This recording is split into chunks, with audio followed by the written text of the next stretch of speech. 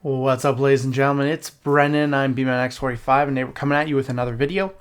We have our first market analysis for the Digimon TCG of 2025. We're here to talk about card prices. More specifically, this time we're going to be looking less at hype for the new sets, and we're going to be looking more at the tournament cards, as well as some of the good decks that are going to be fighting this week as the North American Nats happens. I believe Nats is this week between the 4th and the 6th. Card Fest in Orlando. I can't remember exactly, but this is going to be the Nats week, so we're going to have a lot of cool stuff going on. We're going to have a lot of decks fighting for top spot here. We're probably going to be able to see some of those prices on those national stamped cards, like your Platinum Numemon, Soul Lugermon here is getting another card, but we don't have those prices yet. So right now we're just covering the other tournament cards we have that are going to be popular and potentially changing prices very soon, and we're going to be covering a lot of those cards that are in the decks that are probably going to vie for the top spot in this Nationals format. But otherwise, let's get into it. Let's talk about these prices. And hey, if you enjoy this type of content, be sure to smash that like button, comment down below. We'd love to hear your thoughts. Subscribe to the channel and hit that bell for notifications so you don't miss a single minute of fun. All right, time for our first 2025 market analysis. We're starting off with the Event Pack 7 cards. Event Pack 7 cards has taken a little bit of a hit here. You can see that cards like this are now down to nothing. Sister Mons are down a bit. Death X hasn't really changed. Death X, the limited set, hasn't affected Death X. Everything else is pretty low. All the other cards, Heaven's Judgment's already almost down to $10. Same with Lugarmon, and then these aren't worth anything. But Protoform's still the best card in the set. Still going for like 40, 45 bucks. Some people I see are selling it for 60, which is nuts. But yeah, this is the card to get. If you can pull them, it'd be great. Otherwise, things aren't as bad as I thought it was. I thought these were going to drop a lot more than they did, but yeah, this one definitely dropped. This one not so much. So Death X is still a good hit for you guys for the Event Pack 7. So yeah. Ruin Mode's actually come down quite a bit. The limited set one's actually coming down here.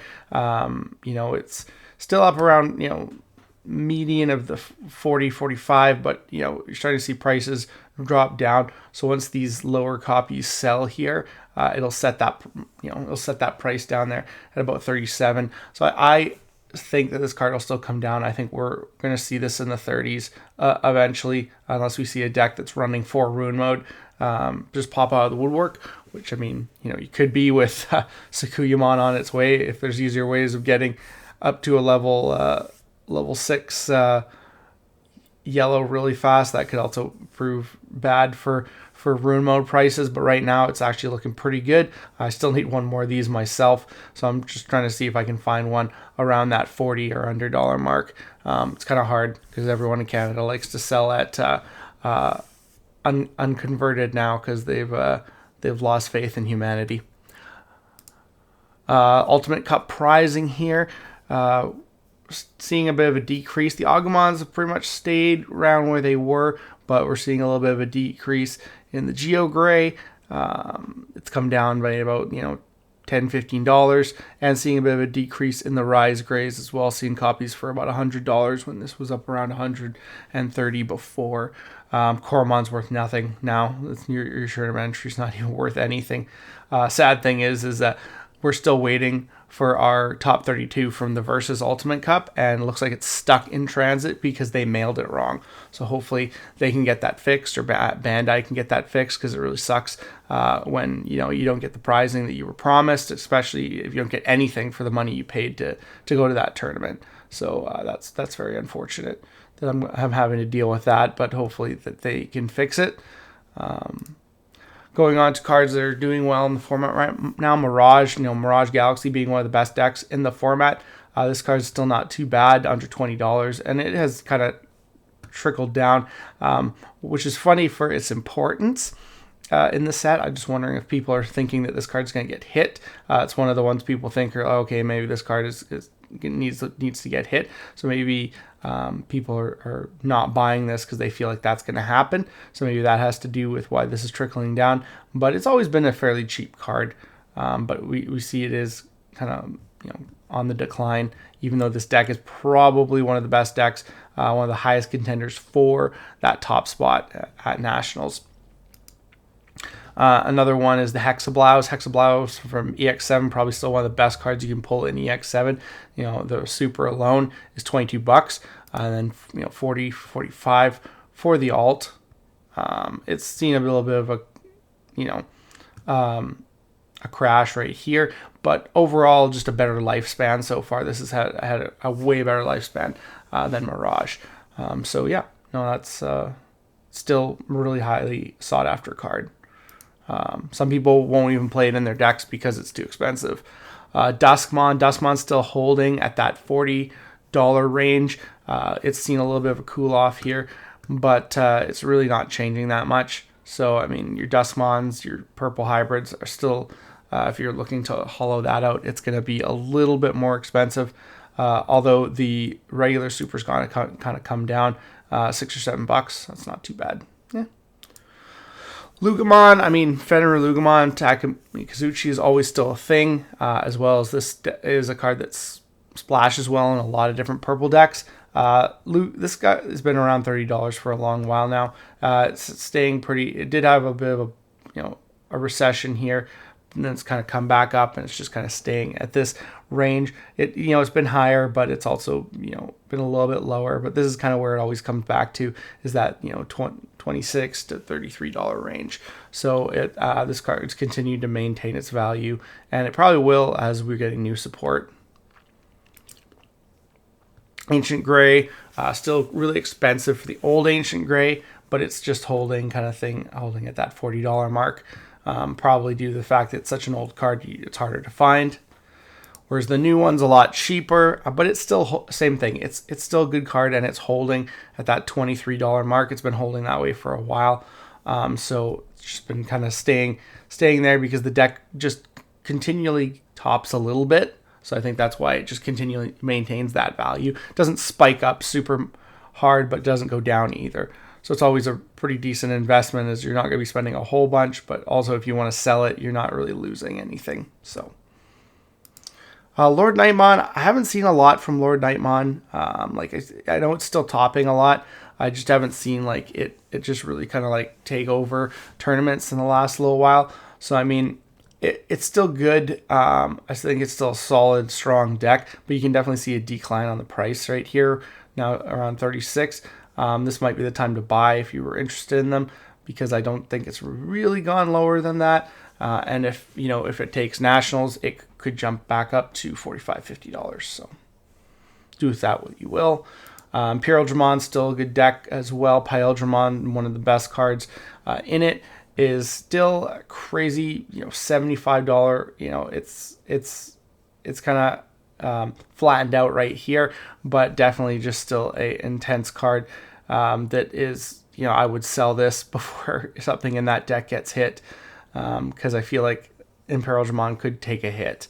As well, we're just going to take a quick moment. We do want to look at a little bit of hype here. The Dino Beon hype, I think, is still there. It has come down. It was around $70.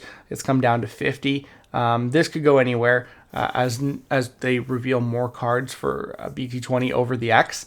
Could definitely see this jump up again, or it could come back down. So you gotta, if you got these, I'd sell them right now. This is an awesome price to get for these. You definitely make some profit. And if you don't, I would wait to see what happens. It's still a bit high, I think, for people to be buying if you're trying to not break the bank, but it could potentially go up depending on our next couple reveals with that deck, if there's any more support in BT20 for that deck. But we'll see here still. Yeah, and there's most of the copies. Yeah, you only got a few copies, and then you're up to 60. So you could definitely see a buyout real fast. Paladin Mode gets played in so many decks, and honestly anything blue or green. So I mean, good card, continuing to maintain that value. It was down around 50 and then jumped back up, probably because of its importance in decks like Magna, in decks like Imperial Dramon and Mirage. So card is very important in a lot of decks. So definitely see why it's jumped back up there. So I think this is a card definitely, you want to sell right now because it could go back down to 50 after some of those decks get hit by the next ban list. So we'll have to wait and see. Magna is actually trending down for once. 65 is pretty low for the alt Magna. That's been in the 70s forever, but we're starting to see it trend down a little bit here. So I definitely think you want to look at this. Maybe it comes down a little bit more, maybe under 60, and then maybe it's a good time to buy this. Who knows, right? But again, it could spike up depending on how many decks are in the top of Nationals. So we really have to watch and wait and see what happens with Nationals. 3 Great Angels is another thing that's been going on. Digimon has been climbing just because this deck kind of makes its way into tops at random. And I think it's more of a thing. You got to be really good at Yellow Vaccine and the toolbox play of it. And you can really make this deck work for you. And when players do, it really starts shooting up the prices here. This was probably like a $10 alt when EX6 came out. And now it's, $25. So, if you have these, take advantage of the price increase. I would sell these because it's a good deck. I don't think it's an overly expensive deck either, especially if you can learn the play style. So, and another card from it, of course, is Patamon. Patamon, is doing a lot better than it was. It was kind of lower, but still, really, it's an important card for the deck. You got to have 4 of it, so it's kind of shot back up there a little bit. I guess it's maintained its value, but I did remember seeing these around like $10, a little bit lower, or a little bit maybe above 13. So it has come up a little bit. So Patamon's again seeing more value there, but still, still not bad price if you're wanting to pick these up.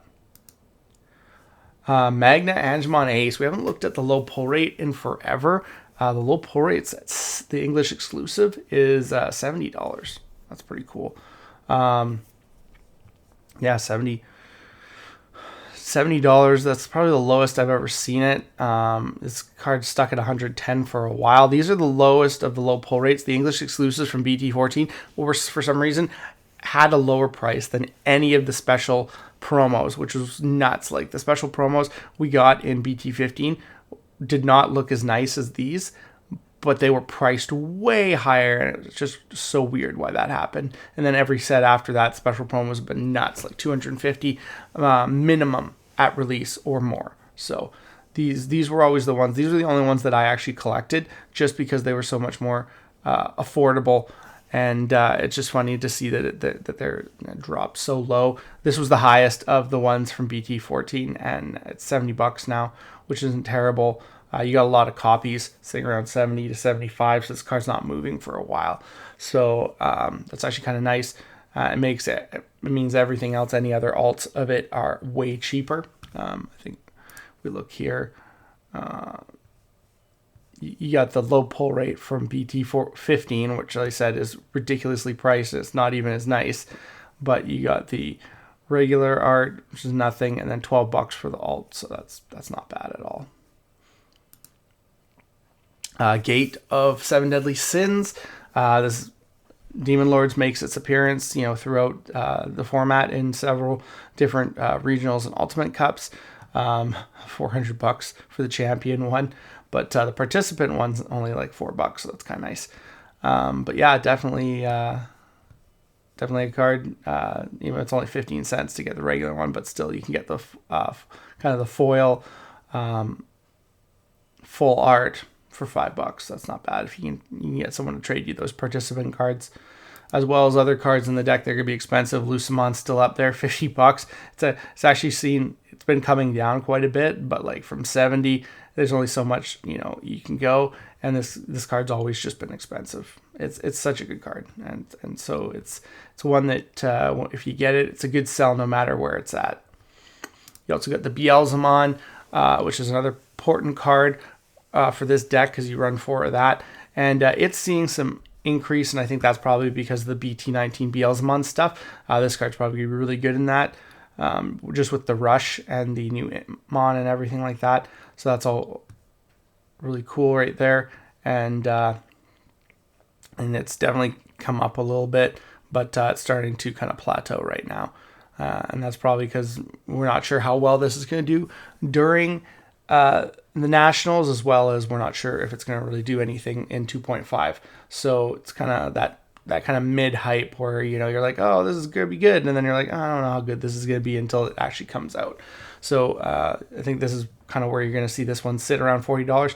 It's gone down, you know, a little bit below, but generally like this at the highs, it was 50, at the lows, it was 40. It hasn't really gone anywhere. So it's kind of maintained that value the whole time.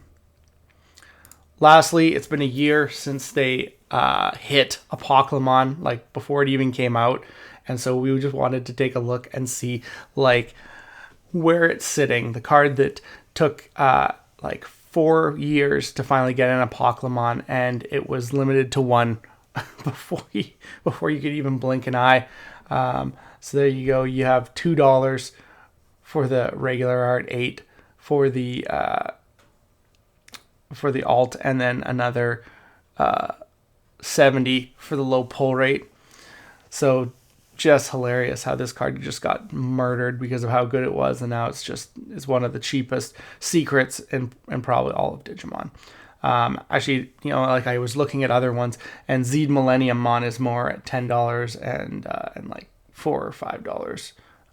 Actually, no, I think Zed's actually cheaper for the secret because you can pull more of it, but the alt's a little bit more.